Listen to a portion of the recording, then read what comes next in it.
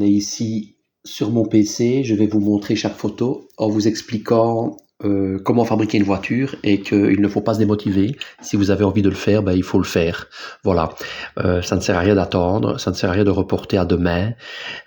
Si vous avez cette envie, faites-le et ne pensez pas à plus loin parce qu'il y a énormément de personnes qui se disent ouais mais après comment je vais rouler avec, oui mais après si je n'arrive pas à l'immatriculer, c'est des questions en fait sans réponse à la base, hein. C'est comme si on se tracasse pour savoir ce qu'il y avait avant l'homme sur terre. On ne s'en sortira jamais, hein. Donc quand vous rencontrez une fille, vous ne vous tracassez pas comment ça va se passer le jour du mariage. Donc il faut penser au moment présent. Et le moment présent, c'est de faire ce que vous avez envie de faire.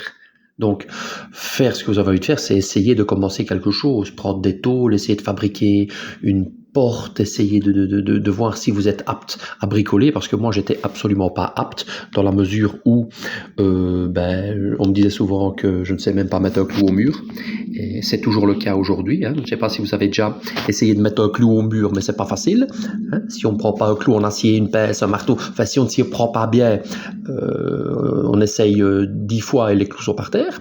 Donc ce n'est pas parce que vous avez déjà essayé des choses et que vous avez raté, ce n'est pas parce que tout simplement vous avez déjà monté des modèles réduits et c'était trop dur, ou parce que vous n'êtes pas spécialement bricoleur. Ça n'a rien à voir. Donc je pense que le talent c'est 5%, tout le reste c'est la ténacité, la persévérance et la volonté. Quand on veut vraiment quelque chose, quand on a quelque chose dans son esprit, on y arrive. C'est le rêve qui est projeté dans votre tête qui devient réalité.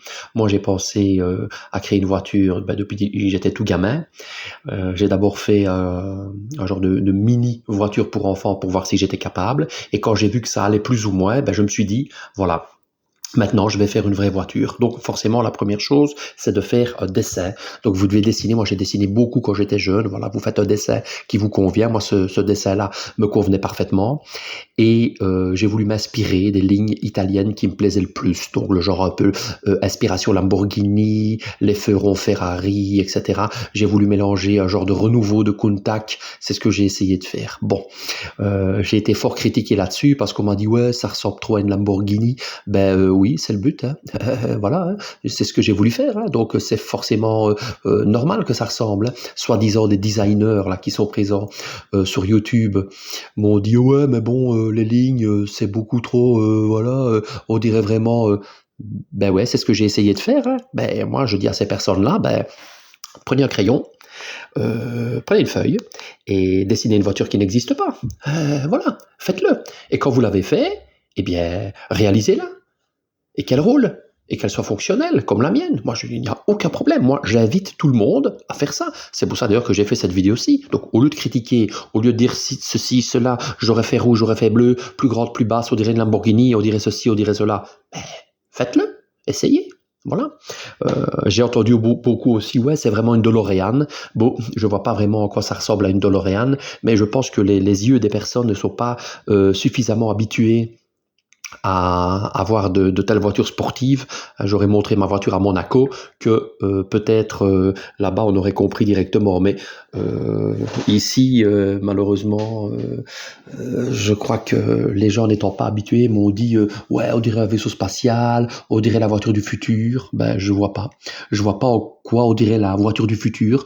Peut-être qu'une Pagani Huayra ou une Bugatti Chiron ressemble plus à une voiture de futur que ça. Je trouve que ça ressemble peut-être même à une voiture du passé, moi. Donc voilà, je crois que n'écoutez pas les critiques et voilà, on va commencer tout doucement le diaporama. Voilà, donc ici, n'ayant pas beaucoup d'argent et surtout n'étant pas capable de savoir si j'allais y arriver, j'ai acheté une coccinelle qui m'a permis d'avoir le train avant et la mécanique. L'avantage, c'est qu'après, j'ai pu modifier et mettre un moteur boxer à la place du moteur Cox. Mais ici, on peut voir une partie du travail, donc il faut commencer à prendre les mesures. Et comme vous remarquez les tubes qui dépassent, ma voiture faisait 2 mètres. Donc par rapport à une coque normale, ben regardez un peu déjà l'élargissement ici. Donc j'ai vraiment gardé la poutre centrale et train avant et l'arrière pour avoir plus de facilité. Alors oui, j'aurais pu faire ça.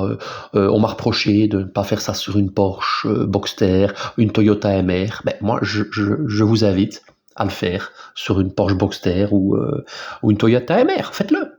Faites-le. Moi, dans la mesure du possible, je n'y suis pas arrivé. Ben, moi, je vous invite à le faire. On m'a dit aussi, oui, mais une bagnole pareille, tu aurais dû mettre un moteur Ferrari. Ben, c'est la même chose. Je vous invite. Téléphonez à Maranello, achetez un moteur Ferrari et dans la vôtre, mettez un moteur Ferrari. Moi, je n'avais pas l'argent, j'y suis pas arrivé. Et dans mes voitures d'après, donc les voitures qui ont suivi, ben, j'ai fabriqué également le châssis. Voilà. Ici, c'était vraiment une question de facilité parce que moi, j'étais vraiment un amoureux des formes, un amoureux des lignes. Alors voilà, ici on peut un peu voir comment le travail fonctionne. Ben, il faut faire un squelette métallique et sur ce squelette métallique viendra se mettre la tôle.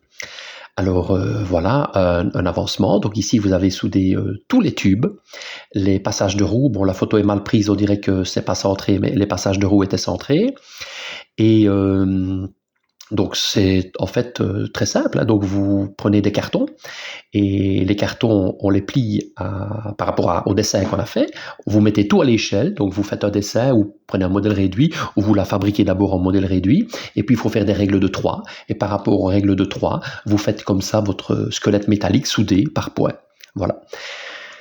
Alors on a une autre vue ici où on commence plus ou moins à voir la forme, et on voit l'intérieur, on voit le fameux châssis coccinelle hein, qui m'a tant valu des critiques, hein, où tout le monde me disait que c'est jamais qu'une cox, t'as rien fait, t'as fait qu'une cox, et de la part d'amis en plus, hein, de la part d'amis et de la part de carrossiers.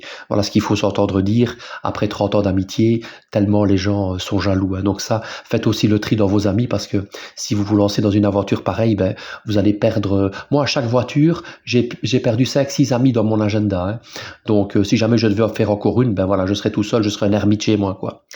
Alors, ici, donc, j'ai fabriqué également les jantes. Donc, les jantes, je les ai coupées en deux pour les élargir à 10 pouces et demi en ressoudant une tôle. Et tout ça, ça a été mis autour, bien sûr, pour pouvoir la centrer. Ici, on voit la flasque de jante parce que je voulais une jante façon Lambo, façon Alpha avec des gros trous. Ben, on voit un peu la fabrication de la flasque de jante. Vous verrez après la jante finie. Voilà une autre vue de la voiture. Voilà, ici on peut voir, ben, on commence à mettre tout doucement la tôle soudée par point sur le squelette métallique. Tout ça bien sûr va être meulé, va être poli avant d'appliquer des couches de mastic ou des couches de primaire. Voilà, encore une vue où on peut bien se rendre compte du travail de tôlerie. Alors voilà, ici donc on démarre sur les ailes arrière, donc c'est toujours une simple tôle.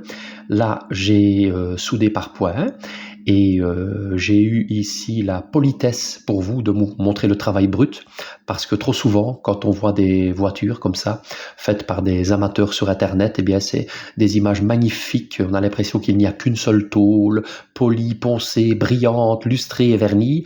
Évidemment, vous comprenez bien que les gens ont fait des photos en les préparant pour vous les montrer. Moi ici, je montre du brut. Donc c'est-à-dire que bien sûr qu'après, tout ça a été poncé, corrigé, retravaillé et ça donne une aile parfaite. Mais là, quand on regarde ça comme ça, de prime abord, ça peut paraître un peu vilain. On a un peu l'impression de voir un travail de chaudronnier, ce qui est un peu le cas, mais voilà, chacun sa méthode. Si vous préférez faire autrement, ben, lorsque vous ferez la vôtre, vous ferez autrement. Vous galberez les tôles d'une autre manière. Moi, je dois préciser qu'ici, pour faire ma voiture, je n'avais qu'un ou deux marteaux, 2-3 pinces, une disqueuse et un poste à souder. J'avais même pas de pont élévateur, juste le garage ici où je rentre ma voiture. Donc, j'ai fait ça sans outils. Alors, une vue de l'arrière, ici, on peut imaginer que ben, ça devient tout doucement agressif. Hein. Donc j'ai voulu donner cet aspect comme ça extrêmement large. Et voilà la porte. Donc n'oubliez pas une chose, quand vous faites un travail tel que faire une voiture, il faut jamais penser à faire une voiture. Hein. Celui qui fait du karting, il ne pense pas qu'un jour il va rouler en Formule 1. Donc ici, il faut d'abord se dire, je fais une porte. Et à la limite, même pas, je soude 2-3 tubes ensemble. Voilà. Alors certes, ça ressemble à une porte, mais faut pas penser à ça. Sinon, vous ne vous en sortirez jamais. La masse de travail étant colossale. Donc voilà, ça c'est la porte qu'on vient souder sur le châssis que vous avez vu il y a un instant. Alors, on va maintenant passer à la suite. une petite vue de la voiture un peu plus complète. J'avais déjà mis l'insigne ici, hein. Ça motive un peu. Et là-bas, les portes sont fabriquées, donc c'était quand même quelque chose de fabriquer les portes. D'abord, j'avais acheté des vérins de Lamborghini. Malheureusement, les portes de Lamborghini étant beaucoup plus lourdes que mes portes, ben ça n'allait pas. Donc j'ai eu la chance, en renvoyant en arrière mes pièces, de tomber sur l'ingénieur qui est sous-traitant Ferrari Lamborghini, qui est un monsieur très sympathique, qui s'est lié d'amitié pour moi, qui m'a dit qu'il n'avait jamais vu quelqu'un comme moi fabriquer des choses pareilles. Donc on s'est lié d'amitié et il m'a donné le calcul à faire pour le tarage en newton-mètre des vérins, ce que j'ai fait. Et ensuite il m'a renvoyé gratuitement les vérins adaptés. Sinon il y avait une petite formule, mais que j'ai appris par après pour pouvoir faire ça soi-même. Là on voit sur le capot l'extracteur. C'est pas mal aussi, donc l'extracteur d'air qui, une fois que les radiateurs sont refroidis, l'air chaud s'en va directement. Ça évite de polluer en air chaud des radiateurs qui ont besoin d'air froid et d'être refroidis, forcément, c'est le but. Alors ici, voilà, je reviens un peu en arrière, on voit comment fixer la porte. Donc la feuille de tôle de 0,6 dixième, je précise parce que j'ai eu énormément de critiques là-dessus. Ouais, t'as mis des grosses tôles. Non, c'est pas des grosses tôles, c'est 0,6 dixième. Donc c'est même pas 1 millimètre. C'est des tôles très fines, très dures à travailler, très malléables justement. Et voilà, ici, vous voyez certains défauts ici qui doivent être corrigés, qui doivent être ressoudés parce que, bon, parfois on travaille un peu trop vite et on a envie d'avancer, mais bon, voilà, il faut pouvoir réfléchir à tout, c'est pas simple. Une voiture, c'est de l'électricité, de la mécanique, c'est de la carrosserie, c'est de la tôlerie, c'est beaucoup de choses à penser pour une seule personne, parce que moi, cette voiture, j'ai voulu la faire seule. J'ai voulu être aidé par personne parce que, forcément, après, vous n'avez pas les lauriers de votre réussite, ou tout simplement votre échec, vous pouvez vous le prendre pour vous-même en pleine face et on ne met personne dans les problèmes. Là, ce sont les feux arrière. Voilà, on voit un peu comment j'ai travaillé pour faire les feux arrière. Et voilà, j'ai donc soudé cette tôle-là après à l'arrière. Et ici, on voit avec les phares de Ferrari Modena que j'ai acheté directement à l'usine. J'ai acheté ça directement à Maranello. Ça a été toute une aventure, mais voilà, j'y suis parvenu. Alors ici, on peut voir les phares avant. Donc les phares avant, c'est toute une histoire également parce que j'adapte comme clignoteur le clignoteur d'aile d'une Golf 3 qui se trouve sur le flanc, hein, forcément. Par contre, sur mes flancs, comme clignoteur d'aile, j'ai mis le clignoteur triangulaire, je dirais triangle rectangle de la Renault Mégane. Et alors ici, j'ai adapté des phares de Fiat Punto. Donc j'ai acheté un phare de Fiat Punto, j'ai pris cette partie-là qui est le position, j'ai pris cette partie-là qui est le feu de croisement, et j'ai dû acheter une ampoule à côté, adaptée forcément pour les phares de longue portée. Alors voilà, ici une petite vue du travail où parfois on a des erreurs comme là, on a mal mesuré, mais voilà, au final en meulant, en ressoudant, on arrive à un travail correct. Voilà une vue avec tout le positionnement des tôles qui est fait. Donc là, je rappelle que c'est jamais que du carton qui est plié et qui est positionné sur une tôle, qu'ensuite je découpe à la disqueuse et que je positionne. Et si ça ne va pas, je la redécoupe autrement. Et c'est voilà, donc avec des serre-joints, voilà, on arrive à un résultat comme ça, presque parfait. Voilà une vue de l'arrière, hein, où on voit pratiquement où je veux en venir dans mon design. Ici, j'ai commencé à créer mes logos, donc là aussi, il faut dessiner, il faut faire des schémas, etc. Et je n'avais pas envie de les découper à la lime ou à la meule, parce que c'était quand même beaucoup de travail, donc quelqu'un m'a fabriqué un fichier que j'ai amené à une personne qui découpe en numérique, donc là, voilà, c'est une petite chose qui a été faite à part. J'ai fabriqué également mes clés en résine, avec mon logo que j'ai dessiné, donc voilà, ça c'est important, quand vous faites une voiture, faut votre logo, c'est votre voiture, hein. C'est à vous, c'est pas celle d'un autre.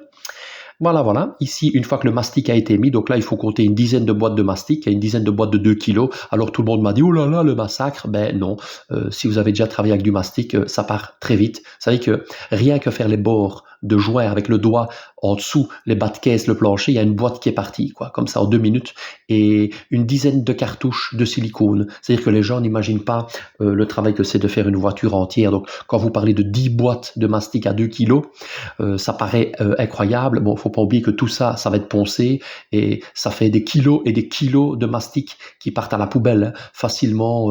Je ne sais pas, moi j'ai pu poncer au moins 15 kilos qui sont tombés en poussière dans l'aspirateur. Voilà. Donc là, on peut voir tout est pratiquement droit. On continue, voilà, mes extracteurs d'air, etc. Ici, le surface RMI, donc vous voyez que par rapport au châssis du coccinelle, ça n'a plus rien à voir. Donc à tous ceux qui m'ont dit, ouais, c'est une cox, non, désolé, c'est pas une cox. Là, on peut voir le trou pour le fameux clignoteur de la Mégane. Alors, on va continuer, voilà encore d'autres vues ici. Et voilà, quand c'est fini, ce que ça donne. Donc là, c'est quand même assez réjouissant d'avoir un travail pareil une fois que voilà la sueur, hein, c'est vous qui êtes arrivé, quoi. C'est un travail qui est de longue haleine, mais c'est vous qui êtes la seule personne à remercier là-dedans. Alors ici, je voulais montrer une photo qu'on ne voit pas souvent. C'est une photo de finition parce que j'ai vu des gens qui faisaient des répliques. Et je précise qu'ici, on n'est pas dans le cas d'une réplique. Ici, on est dans le cas d'une voiture unique avec une âme. Ce n'est pas un bazar pour ressembler à une Porsche ou ressembler à une Ferrari, une Lamborghini pour montrer qu'on est le plus riche du quartier. Ici, je veux vraiment montrer la finition et voir que j'ai été très loin, même à des endroits qu'on ne voit pas. Comme par exemple ici le capot avant, hein, on y voit la batterie, les câbles de batterie, voilà, tout est propre, tout est caché, voilà, ce n'est pas un vulgaire machin avec du silicone, et voilà, ici vous avez une vue globale d'ensemble. Là j'ai mis un plexiglas collé, et on a un pare-brise ici, ça a été une catastrophe pour trouver ce pare-brise là, mais je l'ai trouvé. Et voilà, si j'avais su, c'était vraiment, c'était tout simple. J'aurais dû y penser, comme dirait l'autre. Voilà, et j'ai laissé les roues un peu en retrait comme ça pour donner ce look un peu rétro. Ça devait ressembler à une voiture des années 80-90. J'aurais pu bien sûr faire arriver la roue à fleurs, mais le but était de donner ce look, puisque ici, comme vous savez, je suis parti sur rien. Donc la base ici était vraiment neutre. Voilà, j'espère que ce petit diaporama vous a plu et que ça va vous motiver à vous lancer, à faire quelque chose. C'était le but. Si vous avez des questions, n'hésitez pas. Voilà.